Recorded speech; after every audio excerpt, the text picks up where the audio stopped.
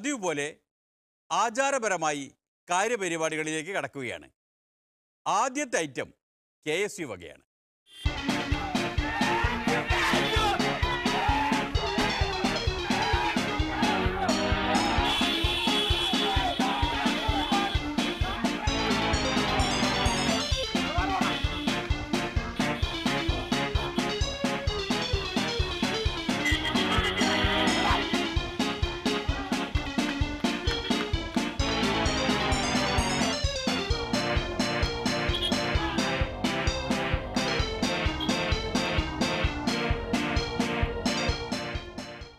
തൊടുപുഴയിലെ KSUക്കാരാണ് കൃഷിമന്ത്രി സുനിൽകുമാറിനെ വഴിയിൽ തടഞ്ഞു വെച്ച് കരിങ്കൊടി കാണിച്ചത്.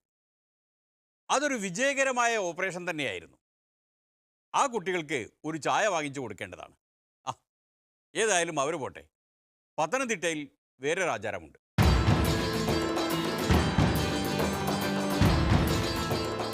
പ്രിയങ്കരനായ നേതാവ് ഭാരതീയ ജനതാ പാർട്ടിയുടെ സംസ്ഥാന ജനറൽ സെക്രട്ടറി ജാഥ ക്യാപ്റ്റൻ കെ സുരേന്ദ്രൻ എത്തിച്ചേർന്നിട്ടുണ്ട്.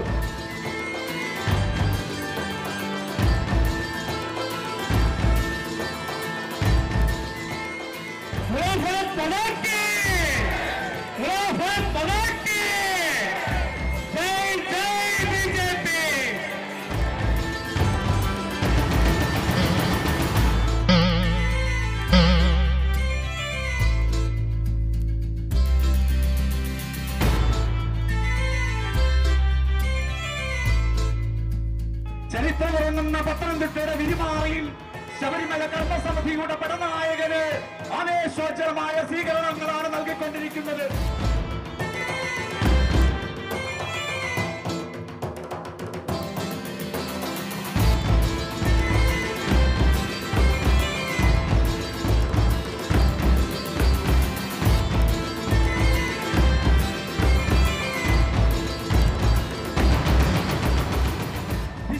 സമൂഹത്തിനൊപ്പം നിന്നുകൊണ്ട് അവരുടെ മുന്നണി സമരങ്ങൾക്ക് തയ്യാറിയായ അതിന്റെ ഫലമായി കേരളത്തിലെ മുന്നണി സർക്കാർ ജയിലറുകളിൽ നിന്ന് ജയിലറുകളിലേക്ക് മാറ്റി ക്രൂരമായി പീഡിപ്പിക്കുമ്പോൾ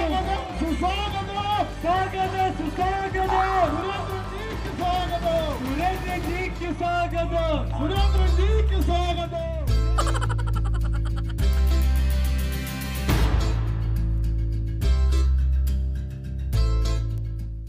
കണ്ടാൽ തോന്നും തിരഞ്ഞെടുപ്പിൽ ജയിച്ചിട്ടുള്ള വരവാണ് എന്ന്. എന്നാൽ സത്യമതല്ല. തിരഞ്ഞെടുപ്പ് കേസിൽ നിന്ന് തലയൂരി വരുന്ന വരവാണ്. മഞ്ചേശ്വരത്ത് എതിർ സ്ഥാനാർത്ഥി മരണപ്പെട്ടതിനെ തുടർന്ന് കഴിഞ്ഞ കുറച്ച് മാസങ്ങളായി നിയമസഭാ സാമാജികൻ ഇല്ല എന്നുള്ള സ്ഥിതിവിശേഷമാണുള്ളത്. അതുകൊണ്ട് ഞങ്ങൾ ഇനിയും കേസിൻ്റെ വിധിയെ കാത്തു നിൽക്കാതെ അവിടെ ഉപതെരഞ്ഞെടുപ്പ് നടത്തി പുതിയ നിയമസഭാ സാമാജികനെ തിരഞ്ഞെടുക്കുക എന്നുള്ള ജനങ്ങളുടെ അഭിലാഷം പൂർത്തീകരിക്കുന്നതിന് വേണ്ടി ബഹുമാനപ്പെട്ട ഹൈക്കോടതിയിൽ കൊടുത്തിട്ടുള്ള കേസ് പിൻവലിക്കാൻ ഞങ്ങൾ കോടതിയോട് ആവശ്യപ്പെടുകയാണ്. അങ്ങനെ മഞ്ചേശ്വരത്ത് നിന്ന് കെ സുരേന്ദ്രൻ വിജയകരമായി പിന്മാറി. ഇനി അങ്ങോട്ടില്ല. നിയമസഭയിലേക്കാണെങ്കിലും ലോക്സഭയിലേക്കാണെങ്കിലും കാസർകോട്ടേക്കില്ല. എന്ന് വെച്ച് മത്സരിക്കാനില്ല എന്നർത്ഥമാക്കരുത്. മത്സരിക്കാൻ ഇത്രയും നല്ലൊരു കാലാവസ്ഥ വേറെ ഇല്ലല്ലോ. നമ്മുടെ നാട്ടിലെ സൈനികരെ എല്ലാം പാകിസ്ഥാൻ ഇവിടെ വന്ന് 40 ആളെ കൊലപ്പെടുത്തിയിട്ട് നമ്മുടെ രാജ്യം തിരിച്ചടിച്ചപ്പോൾ ഒരാൾ കണക്ക് ചോദിക്കുകയാണ്. രാജ്യം ഒറ്റക്കെട്ടായി നിന്ന് ആ തിരിച്ചടിയെ പിന്തുണയ്ക്കുന്നതിന് പകരം ചില ആളുകൾ കണക്ക് ചോദിച്ചു വന്നിരിക്കുകയാണ്. ഏതാളായി ചോദിക്കുന്നത്? 256 പേരെ മുംബൈ മഹാനഗരത്തിൽ ഒരു പട്ടാപ്പകൽ ചുട്ടെരിച്ചു കൊന്നിട്ട് ഈ രാജ്യത്തെ ജനങ്ങൾ മുഴുവൻ ശക്തമായി തിരിച്ചടിക്കണമെന്ന് പറഞ്ഞു. സൈനികർ ആവശ്യപ്പെട്ടു. അന്ന് മൗനി ബാബയെ പോലെ മിണ്ടാതിരുന്ന ആളുകൾ ഇപ്പൊ കണക്ക് ചോദിച്ചു വന്നിരിക്കുകയാണ്. നമ്മുടെ സൈനികന്മാരെ ശരീരം മുഴുവൻ വെട്ടിമുറിച്ച് വികൃതമാക്കി പുറം ലോകത്തെ കാണാൻ പറ്റാത്ത വിധം അപമാനിച്ചപ്പോൾ ഈ AK ആന്റണിയായിരുന്നു രാജ്യരക്ഷാ മന്ത്രി. ഒന്നും ചെയ്തില്ല, ബോധം കെട്ട് വീണു. അതുകൊണ്ട് ആ പാർട്ടിക്കാർ, അതായത് കോൺഗ്രസ്സുകാർ, ഏതായാലും ജയിക്കാൻ പോണില്ല. മോദി യുദ്ധപ്പനി പടർത്തുകയാണെന്നാണ് പറയുന്നത്. ഈ രാജ്യത്തെ ജനങ്ങൾക്ക് വേണ്ടി, ഐക്യത്തിന് വേണ്ടി, അഖണ്ഡതയ്ക്ക് വേണ്ടി ദേശ സുരക്ഷ കാക്കുന്ന ഈ സൈനികരെ കൊലപ്പെടുത്തിയിട്ട് അതിന് തിരിച്ചടി കൊടുത്തതിന് കോടിയേരി ബാലകൃഷ്ണൻ, പ്രിയപ്പെട്ടവരെ, ഇവിടെ ഇന്ത്യക്കെതിരായ നിലപാടെടുക്കുന്നു. കോടാലി ബാലകൃഷ്ണനായി മാറിയിരിക്കുകയാണ്. ഈ രാജ്യത്തിന്റെ ഐക്യത്തിന്റെ കടക്കൽ കത്തിവെക്കുന്ന നേതാവായിട്ട് മാറിയിരിക്കുകയാണ്. അതുകൊണ്ട് ആ പാർട്ടിക്കാർ കമ്മ്യൂണിസ്റ്റുകാരും ജയിക്കാൻ പോകുന്നില്ല. പിന്നെ സാധ്യതയുള്ളത് ഒരേയൊരു പാർട്ടിക്കാണല്ലോ. ഇത് പഞ്ചായത്തിലേക്കും ജില്ലാ പഞ്ചായത്തിലേക്കും അസംബ്ലിയിലേക്കുള്ള തെരഞ്ഞെടുപ്പല്ല, ഇത് കേന്ദ്രത്തിലേക്കുള്ള തെരഞ്ഞെടുപ്പാണ്. ഈ തെരഞ്ഞെടുപ്പിൽ ജനം ശരിയായ നിലയിൽ ചിന്തിച്ച് വോട്ട് ചെയ്യണം. നരേന്ദ്രമോദി വീണ്ടും അധികാരത്തിൽ വരും. ആ മോദിയുടെ വികസന പദ്ധതികൾ നേരിട്ട് ഇവിടെ നടപ്പിലാവണം. അതിന് മോദിയെ പിന്തുണയ്ക്കുന്ന എംപിമാർ വേണം, BJPയെ പിന്തുണയ്ക്കുന്ന എംപിമാർ വേണം. അങ്ങനെയാണ് വികസനം കൊണ്ടുവരാൻ കഴിയുന്നത്. പ്രിയപ്പെട്ടവരെ, ആ നിലയിൽ ചിന്തിച്ച് തീരുമാനമെടുക്കാനുള്ള അവസരമാണ് നമ്മുടെ മുമ്പിൽ വന്നിരിക്കുന്നത്. സ്വാമിയേ,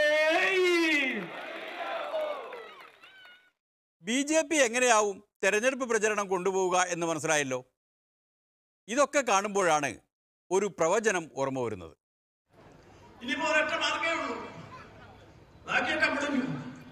വടക്കേ ഇന്ത്യ പിടിച്ചു നിൽക്കാൻ ആരംഭിച്ചിട്ടുണ്ട് പേരാ. കാരണം പാകിസ്ഥാൻ 2 ബാമ്പ് കൊണ്ടിട്ട് ഞങ്ങൾ രാജ്യത്തെ ഹിന്ദുക്കളെ രക്ഷിക്കാൻ ശ്രമിക്കുകയാണ്. അടുത്ത വേലയതാ, സൂക്ഷിച്ചിരുന്നോണം. TV നോക്കുമ്പോ കാണാം, പാകിസ്ഥാനിൽ ബാമ്പിട്ടു. എന്തിനാ?